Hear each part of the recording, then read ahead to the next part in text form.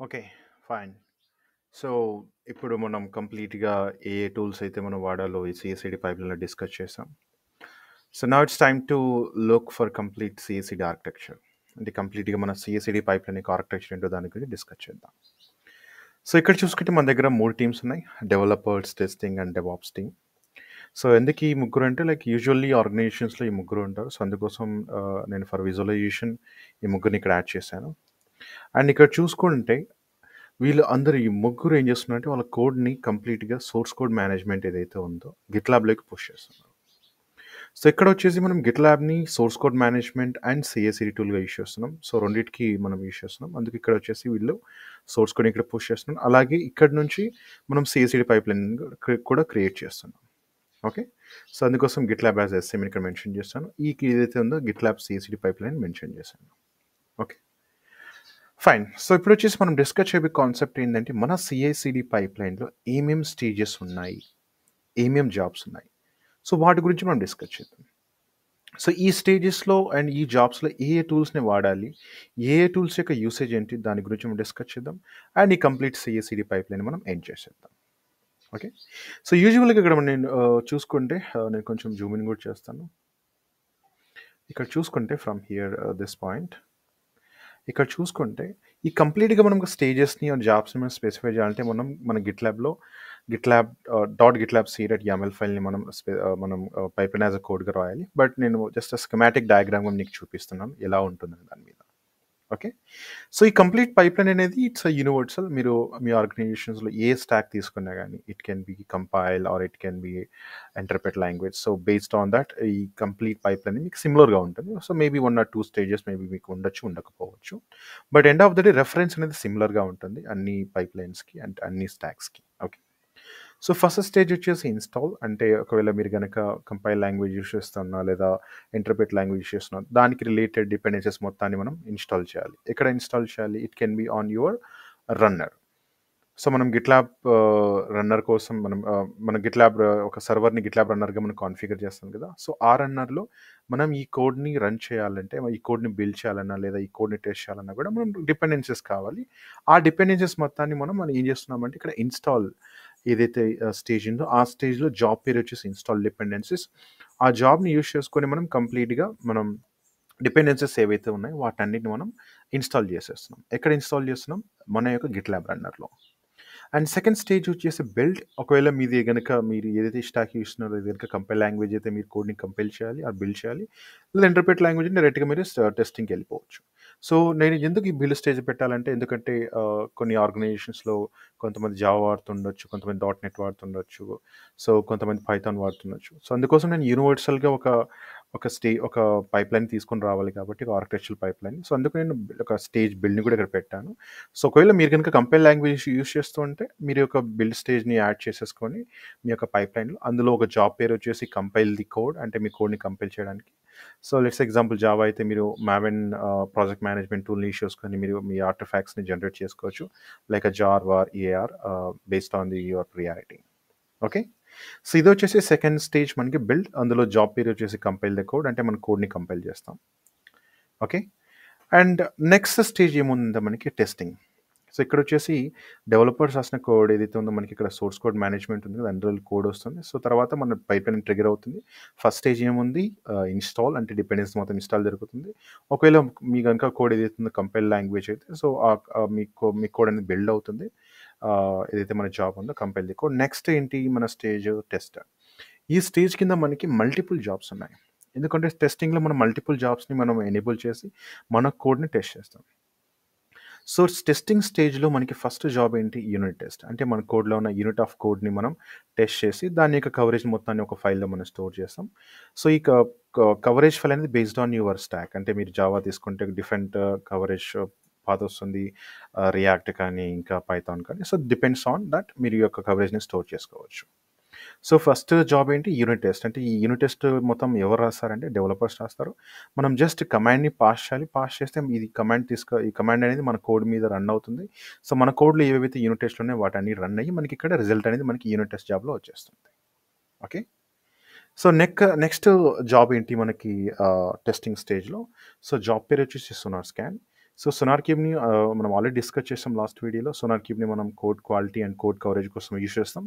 So ఇక్కడొచ్చేసి మనం sonar క్యూబ్‌ని use చేసుకొని code quality and code coverage, అలాగే నోన్ ఇష్యూస్ కావచ్చు, నోన్ వల్నరబిలిటీస్ మొత్తాన్ని మనం ఫైండ్ ఔట్ చేయడానికి మనం కంప్లీట్‌గా మనం యూజ్ చేసుకోవచ్చు సోనార్ క్యూబ్‌ని. సో ఇదొక ఇండిపెండెంట్ జాబ్.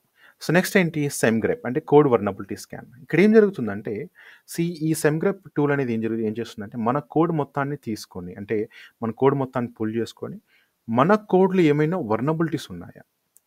సో అంటే ఫస్ట్ పార్టీ వర్నబిలిటీస్ అంటారు. సో మనం రాసిన కోడ్‌లో ఏమైనా వర్నబిలిటీస్ ఉన్నాయా? లూప్ హోల్స్ ఉన్నాయా?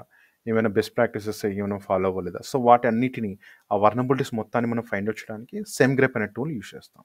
ఇదొక జాబ్ ఇక్కడ under the stage of test.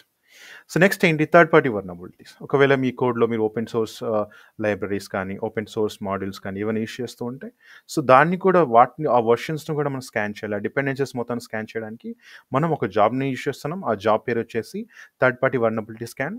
So ఈ స్కాన్ చేయడానికి మనం ట్రివీ అనే ఒక టూల్‌ని యూజ్ చేస్తున్నాం.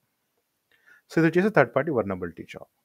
సో నెక్స్ట్ జాబ్ ఏంటి మాల్వేర్ స్కాన్. అంటే మీరు రాస్తున్న ఫైల్స్‌లో ఏమైనా వైరసెస్ ఉన్నాయా? మాల్వేర్స్ ఉన్నాయా? ట్రోజన్స్ ఉన్నాయా? సో వాటన్నిటిని స్కాన్ చేయడానికి ఒక టూల్‌ని యూజ్ చేస్తున్నాం. ఆ టూల్ పేరు కామ్ ఏవి. సో దీనికంటూ సెపరేట్ జాబ్. సో ఇలా మనం మల్టిపుల్ టెస్టింగ్ జాబ్స్ అని మనం అన్నిటిని ఒక స్టేజ్ వచ్చేసి టెస్ట్ కింద మనం డినోట్ చేసాం. సో వన్స్ మనకి బిల్డ్ అయిపోయిన వెంటనే మనకి సీక్వెన్షియల్‌గా వన్ బై వన్ జాబ్ మనం ఎగ్జిక్యూట్ అవుతుంది. లేదా మనం అన్ని జాబ్స్‌ని కూడా ఒకటేసారి ఎగ్జిక్యూట్ చేయొచ్చు based on your priority. Okay. So ఇదొచ్చేసి మనకి stage test. So next stage ఏంటి? ఒకవేళ మీరు గనుక కంటైనరైజేషన్ వాడుతున్నారనుకోండి. సో అలాంటి టైంలో మీ కోడ్ మొత్తాన్ని మీరు కంటైనరైజ్ చేయాలి. సో అలాంటి టైంలో మీరు ఖచ్చితంగా ఒక డాకర్ ఫైల్ రాయాలి. డాకర్ ఫైల్‌లో కాంపోనెంట్స్ మొత్తం యాడ్ చేయాలి కదా! సో మీ డాకర్ ఫైల్‌ని ఇమేజ్‌గా క్రియేట్ చేయాలి కాబట్టి దానికంటూ ఓ సెపరేట్ స్టేజ్ ఉంది. దాని పేరే Docker build and scan.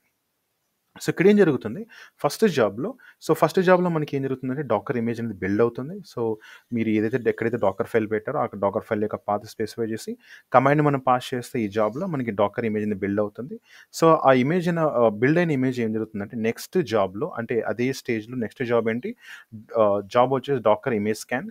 So ఇక్కడేం జరుగుతుందంటే మీ కోడ్ అనేది మీరు డాకర్ ఇమేజ్‌ని మీరు బిల్డ్ చేశారో ఆ ఇమేజ్‌ని ఈ జాబ్ ఏదైతే ట్రివీ అనే టూల్ యూజ్ చేస్తున్నామో ఈ జాబ్‌లో డాకర్ ఇమేజ్ స్కాన్. సో, ఆ ఇమేజ్ అనేది ఈ ట్రివీ స్కానర్ ద్వారా స్కాన్ అయ్యి, ఒకవేళ మీ డాకర్ ఇమేజ్‌లో ఏమైనా వర్నబిలిటీస్ ఉంటే, ఆ వర్నబిలిటీస్ మొత్తాన్ని స్కాన్ చేసి మీకు రిజల్ట్ అనేది మీకు సీఎల్ఐలో, మీకు జాబ్ సీఎల్ఐలో లాగ్ లెవెల్‌లో మీకు ఇచ్చేస్తుంది. సో, ఇదొచ్చేసి మనకి stage Docker build and scan. So, ఇక్కడ ఏం జరుగుతుంది? ఫస్ట్ జాబ్ వచ్చేసి ఇమేజ్ బిల్డ్ అవుతుంది. సెకండ్ జాబ్ ఏంటి? అదే ఇమేజ్ అనేది ట్రివీ స్కానర్ అంటే ట్రివీ అనే టూల్ ద్వారా మనకి స్కాన్ జరుగుతుంది. ఓకే. సో నెక్స్ట్ జాబ్ ఏంటి? మీరు వన్స్ ఇమేజ్‌ని బిల్డ్ చేస్తారు. ఇమేజ్‌ని స్కాన్ చేశారు. సో ఒకవేళ మీరు అక్కడే రన్నర్‌లో మీరు ప్లేస్ చేస్తే మేబీ రన్నర్ రీస్టార్ట్ అవ్వచ్చు. మేబీ రన్నర్ టెర్మినేట్ అవ్వచ్చు.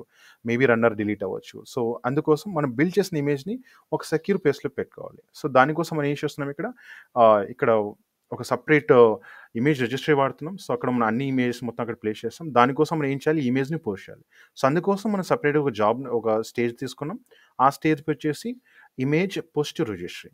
ఇది స్టేజ్ యొక్క నేమ్.